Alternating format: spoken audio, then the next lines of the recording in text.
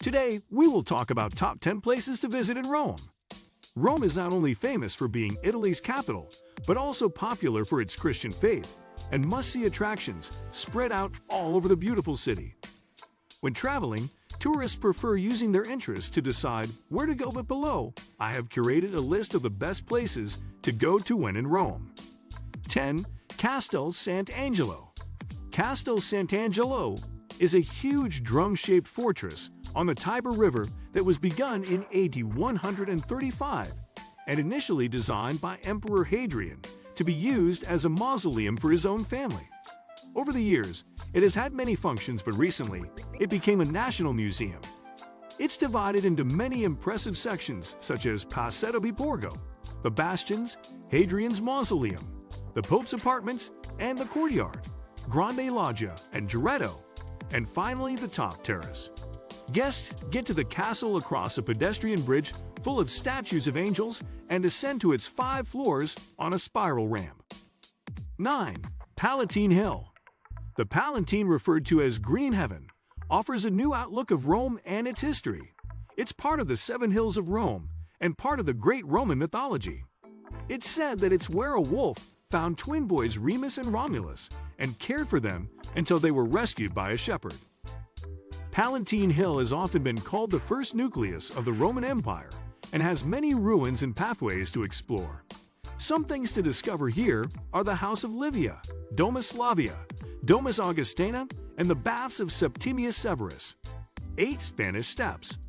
The Spanish Steps, seen at the Piazza de Spagna, is a 135-step stairway nestled in the middle of the Trinità dei Monti Church, found at the top, and the Trevi Fountain sits beautifully at the foot of the steps. Over the years, the steps have had mixed reviews, with some labeling it as underwhelming, while others a must-see sight. The views at the top of the stairs make the climb worth it, as you'll enjoy breathtaking views of the surrounding attractions. People typically prefer sitting at the steps and eating while people watching. However, many were not impressed by the large crowds. 7. Piazza Navona. Piazza Navona is a beautiful large public square in Rome, built on the site of the Stadium of Domitian, constructed in the 1st century.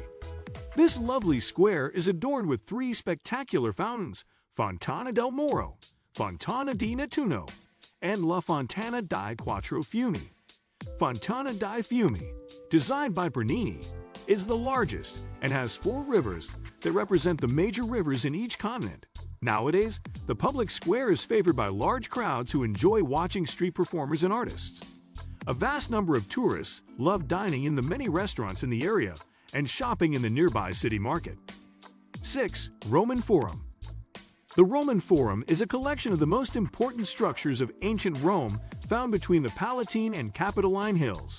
Previously, it was the center for religious, political, public, and commercial life. The building started falling into ruins after the 7th century.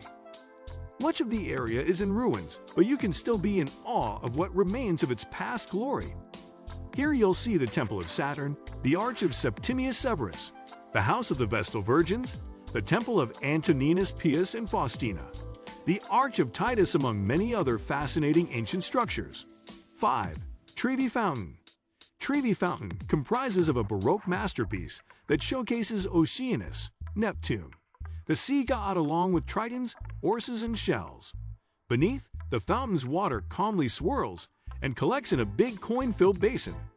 The fountain looks magical at night, as the moonlight shines on the fountain's basin, and the streetlights make the angelic white marbles glow. Throwing coins into the fountain is a famous tradition for visiting tourists, as it's believed to guarantee they'll return to Rome and increase their chances of finding love. Later, the coins thrown into the fountain are collected and used to support charities in the city. 4. St. Peter's Basilica. This Renaissance-style church is located in Vatican City and is regarded as the center of Roman Catholicism. Pieta, Michelangelo's sad but beautiful masterpiece, is found inside the church.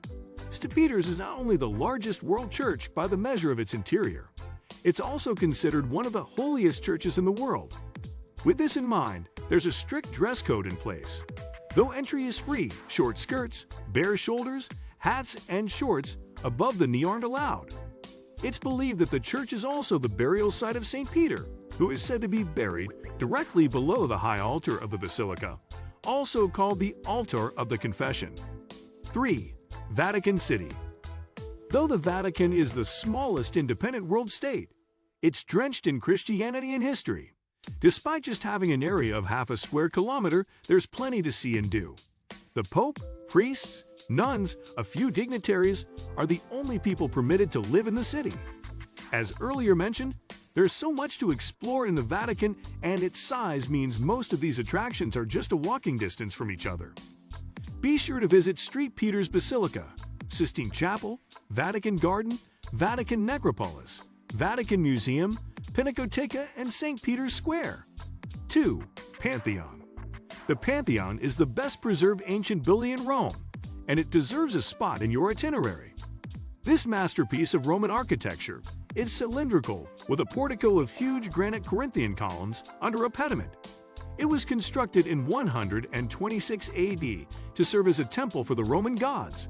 However, in the 7th century, it started serving as a Christian church. When inside, appreciate the beauty of the dome and the oculus, the opening of the dome that gives it special lighting. Further, it's the burial place of Italian kings and other famous Italians.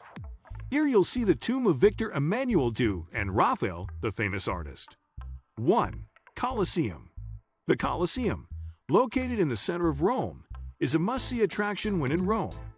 This oval Roman plan is the biggest structure left behind by the ancient Romans. It's the largest amphitheater that was ever built, and it's no surprise, it's still the largest amphitheater standing. Emperor Vespasian started the building in AD 72, and his son Titus, who was also his successor in heir, made further modifications by adding the fourth story. Travertine limestone tuff and brick-faced concrete were used for its construction, and it could have held around 50,000 to 80,000 people. The Colosseum was used for festivals, circuses, theatrical performances, and games. What do you think of our video? Let me know in the comment section below.